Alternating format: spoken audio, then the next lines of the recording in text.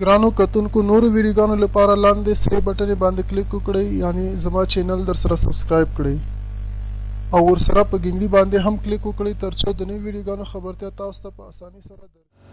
وإذ أخذ الله ميثاق النبيين لما آتيتكم من كتاب وحكمة ثم جاءكم رسول مصدق لما معكم لتؤمنن به ولتنصرنه قال أأقررتم وأخذتم على ذلكم إصري قالوا أقررنا قال فاشهدوا وأنا معكم من الشاهدين. دا بیا د نبی اسلام عظمت شان ذکر کیږي.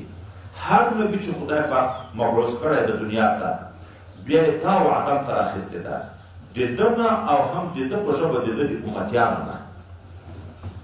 ګوره تا ته خو مې کتاب درکړو، تورات یا انجیل یا زبور یا صحیفې، غټ انعام یې په تا وکړو. خو کله د آخرې زمانې پیغمبر د تا په ژوند کې مبعوث کړو، تا په ژوند کې مې که دی را پیدا کړو، ته به په ده ایمان راوړې، د ده د دین نصرت وکړې او امتیانو ته هم دا ویایې. یهود هم دغه ویل چې صحیح ده. بیا الله ورته ګوره وعده مو وکړه که نه؟ او بیا به شاید تاسې زه شاید یم په دې خبره، تاسې به هم ګواه اوسئ چې بیا څوک دا انکار ونه کړي چې موږ خو خبر نه و لیدلی. د حضرت پیغمبر علیه السلام په باب کې وعده داسې د هر چا نه اخیسته شوې که دی د تا په زمانه کې مبعوث شو نو ته به ایمان ته راوړې. د حضرت نبي علیه السلام په وخت کې بعضې صحابه کرام به د انجیل څه نسخې پیدا کړې، هغه به یې کتې. چا به د تورات څه نسخې پیدا کړې، هغه به یې کتې. د یو زیات معلوماتو د حاصلولو دپاره رسول الله صلی الله علیه وسلم خبر شو نو سخته خوشکې ورته وکړه. وایي نن که موسی علیه السلام ژوندی وایم دلته په خپل دین عمل نه وروا دماغ به مطابق کېدو. که عیسی علیه السلام ژوندی وایم دلته په خپل دین باندې رفتار نه وروا دماغ مطابق کېدو. زه ژوندی یم، قرآن نازلېږي، تاسې په تورات کې ګرځئ، تورات ګورئ، انجیل ګورئ او بیا سره له دې نه چې دوی لاسوهنې هم کې کړي دي، تا ته دا د رقم نه لګېږي چې دا د تورات واقعي آیات ده او که دوی ځانه جوړ کړی.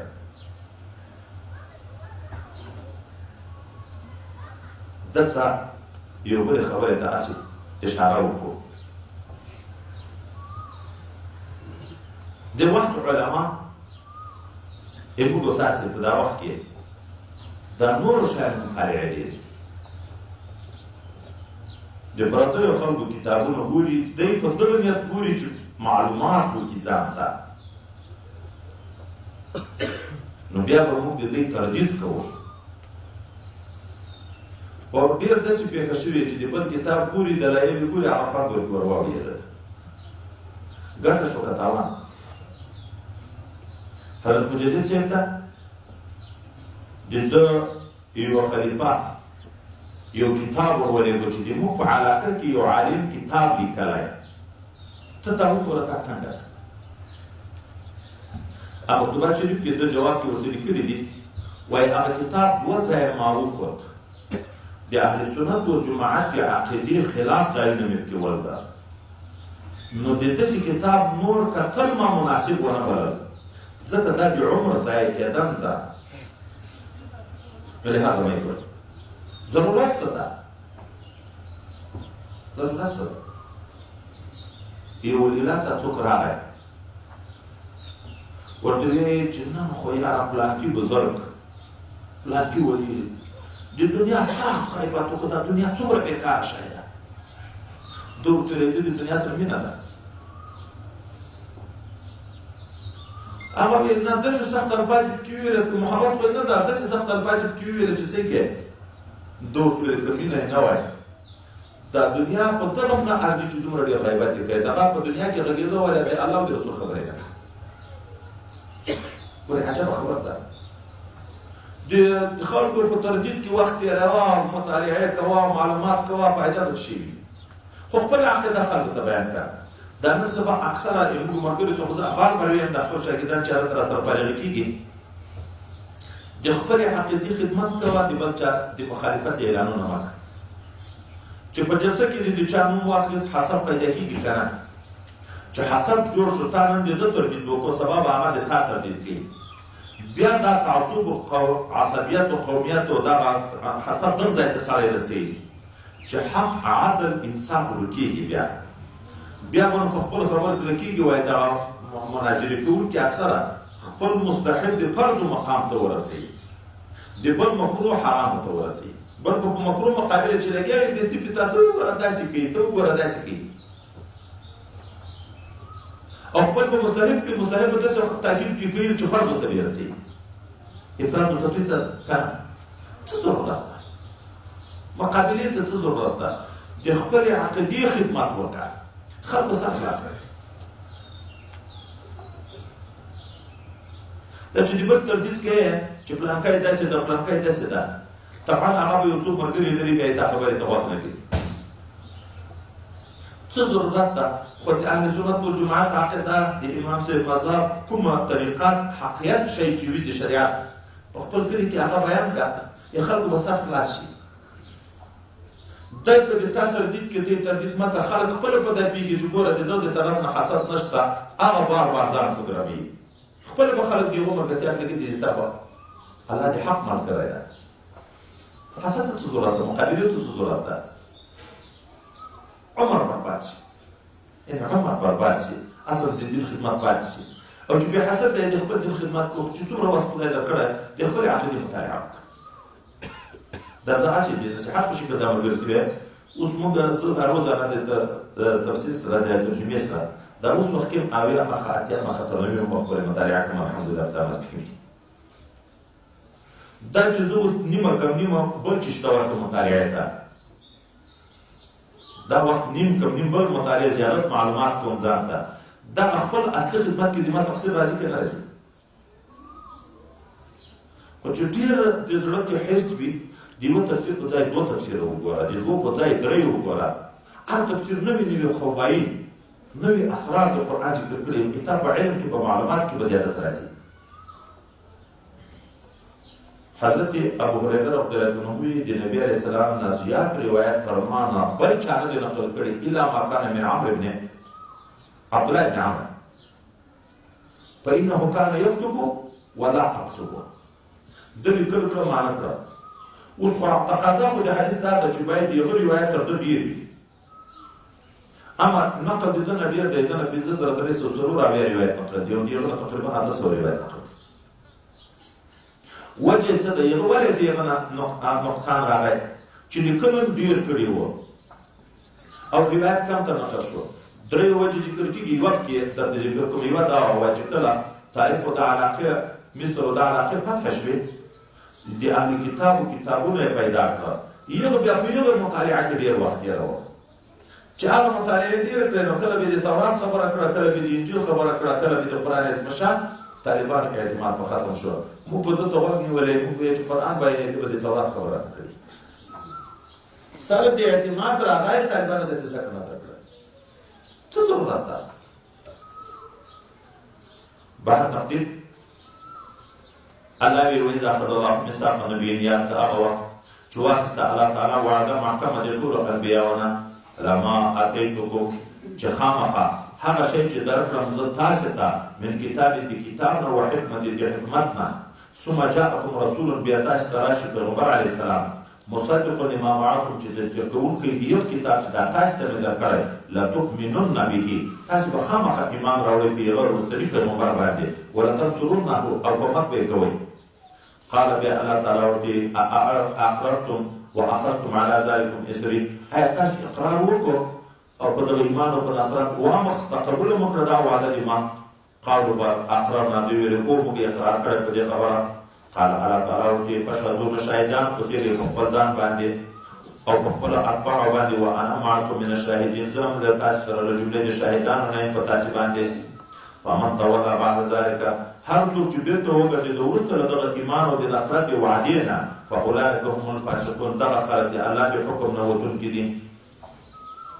افغیر دین الله یقول، آیا چې دا دین د اسلام نه قبلوي نو غیر د دین د الله نه بل دین غواړي؟ او حال دا وله اسلم من فی السماوات والارض، الله تبارک یې چې د هغه څه چې په اسمانو کې دي او هغه څه چې په ځمکه کې دي طوعا په خوښه لکه ملائکې او هغه مؤمنین د مسلمانانو د پیریانانو، دغه په غاړه په خوښه یې کېده، وکرها او په ناخوښه سره په زور سره لکه هغه کفار چې د جهاد لري نه آماده کړي دي دین ته. یا دا معنا امر تسخیري، امر تکلیفي.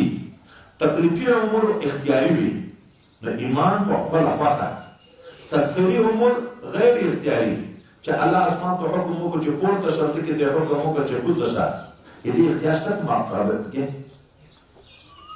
وإليه يرجعون، خاص طور حالات ته بیرته بیول کېږي دا ټول خلک د بدلې د عمل لپاره. قل ته دې ته ووایه دا کتابیانو ته آمنا بالله، موږ ایمان راوړی ده په الله تعالی، وما انزل علینا، او په هغه کتاب چې موږ ته نازل شوی چې قرآن عظیم شان ده، وما انزل علی ابراهیم، په هغو صحیفو چې نازل شوي دي په ابراهیم علیه السلام و اسماعیل علیه السلام و اسحاق علیه السلام و یعقوب علیه السلام والاسباط، او په اولاد د دې باندې. وما اوتي موسی، او په هغه کتاب موږ ایمان راوړی چې موسی علیه السلام ته ورکړل شوی چې تورات ده، و عیسی علیه السلام ته ورکړل شوی چې انجیل ده، والنبیون من ربهم، او په ټولو انبیاو چې راغلي دي له جانب د رب د دوی نه. او حال د الله نفرق بین احد منهم، موږ جدایي نه کړو په مابین د یوه د دوی کې هم چې یو منو بل نه منو، بلکې دا یو له په څلوېښت زره کمو انبیا ټول منو. ونحن له مسلمون، او موږ خاص الله لره غاړه کېښودونکي. ومن یبتغي غیر الاسلام دینا، که څوک د دغه اسلام نه سوا بل دین غواړي فلن یقبل منها، هرګز به د هغه نه نشي قبول. وهو فی الآخرة من الخاسرین، دی به په آخرت کې له جملې د تاوانیانو نه وي. دغه بدبختو یهودو چې اول سپاره کې موږ ویلې وقامو یستفتحون، چې نبي علیه السلام د نور راغلی دی د هغه په واسطه د الله نه فکر مخکې که نه مخکې ایمان په درلود چې نبي الامي شته د آخر زمانې، خو چې کله راغی بیا بېرته منکر شو. نو دغه سره له علمه دي ده او دانسته نه منل دي. الله د دغه خلکو باندې د هدایت لار زیاتې بندوي. عذر نشته، عنادان یې کفر ورکړو.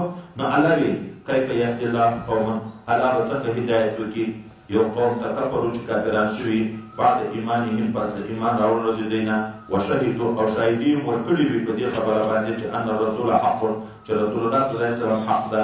وجاءهم البینات، او دوی ته معجزې هم راغلي وي، خو بیا هم بېرته منکر شي کافر شي. والله لا یهدي القوم الظالمین، خدای پاک هدایت نه کوي قوم د ظالمانو ته. اولئک، دغه کسان چې د ده او دانسته منکران شوي کافران شوي دي، جزاؤهم، بدل د دوی دا ده چې ان علیهم لعنت الله، په دوی باندې د الله لعنت ده، والملائکة، د ملائکو لعنت ده، والناس اجمعین، د ټولو خلکو لعنت ده. الله لعنت د خپل رحمت نه لرې کړي. د ملائکو لعنت ته در بېزاره دي د دوی د دوستي نه. د خلکو لعنت ته بد ورځ پسې ویایي، خیرای ورته کوي. خالدین فیها، همیشه وي دی په دغه لعنت کې چې د دغه لعنت انجام اور ده. په دغه اور کې لا یخفف عنهم العذاب، نه به سپکېږي د دوی نه عذاب، ولا هم ینظرون، او نه به دوی ته مهلت ورکول کېږي چې اوس نو توبې وباسئ. چې یوه قیامت شو بیا عذابونه دي. که دغه کافرانو پس له دې نه چې یوه خو کفر غوره کړی و، بیرته یې د دنیا په ژوند کې ایمان راوړ، توبه یې وایسته، بیا الله د چا سره حسد نه کوي چې اول دې ولې نه منله، توبه یې بیرته قبلوي. الا الذين تابوا، مگر هغه کسان چې توبه یې وایسته من بعد ذلك، وروسته له دې نه چې یو مرتد شوی و د دین نه اوښتی و، بیرته یې توبه وایسته. واصلحوا، اصلاح د خپل عمل وکړه. فان الله غفور رحیم، خدای په غفور او رحیم ذات. دا خو یا د اهل کتابو چې ایمان راوړی و په پیغمبر علیه السلام، خو بیرته چې پیغمبر علیه السلام مبعوث شو دوی ایمان را نه وړ. نو الله یې دا جان ذکر کړو. یا وایي 12 نفره وو په عربو کې، په نبي علیه السلام یې یو ایمان راوړ او بیا بیرته مرتد شو. نو الله ویل چې د دغه دا به څنګه چې یو د نبي علیه السلام رسالت ته باندې اقرار وکړو، معجزې یې ولدې، بیرته مرتد شو، د دغه خلکو به الله څنګه توبه قبوله کړي؟ او د هغه څه ډلې پس له فتح د مکې نه بیا مسلمان شو، الله یې بیا اسلام قبولو، مرتد شو خو بیرته د دین نه اوښتی و، بیرته یې توبه وایسته په اخلاص، الله یې قبلوي. هغه توبه نه قبلوي چې په کفر کې مړ شي. ان الذين كفروا، بشک هغه کسان چې کافران شوي دي بعد ایمانهم، پس د ایمان نه. یهود مسلمان وو په موسی علیه السلام، چې عیسی علیه السلام راغی کافران شو، د عیسی علیه السلام نه انکار وکړو. ثم ازدادوا کفرا، بیا زیات شو د کفر د وجې نه چې په نبي علیه السلام هم چې کافران شو، په قرآن عظیم شان هم کافران شو. لن تقبل توبتهم، هرگز به نشي قبوله توبه د دوی. واولئک هم الضالون، دغه کسان ګمراه دي، یاد د حق تر ورکه ده. ان الذين كفروا وماتوا وهم كفار بشکه کسان چې کافران شوي دي او مړه شوي دي دوی په داسې حال کې چې دوی کافرانو فلن يقبل من احدهم نه به شي قبوله د یوه د دوی نه ملء الارض